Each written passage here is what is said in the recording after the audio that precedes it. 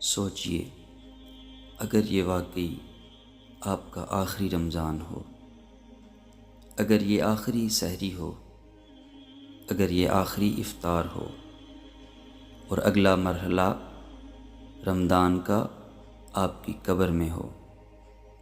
ہم سب پلان بنا رہے ہیں عید کے کپڑوں کے لیے، لیکن کیا ہم نے کبھی سوچا ہے کہ شاید یہ رمضان ہمارے نامہ اعمال کا آخری صفحہ ہو۔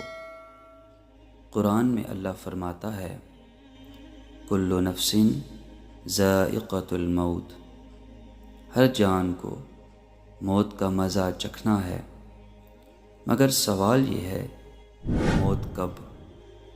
شاید اگلا رمضان ملے، شاید نہ ملے۔ آج اگر اللہ پوچھے تم نے رمضان کے لیے کیا کیا، روزہ صرف بھوک تھا یا تقویٰ بھی حاصل ہوا؟ اگر یہ آخری رمضان ہو تو کیا ہم معاف ہو کر جا رہے ہیں یا بوجھ لے کر؟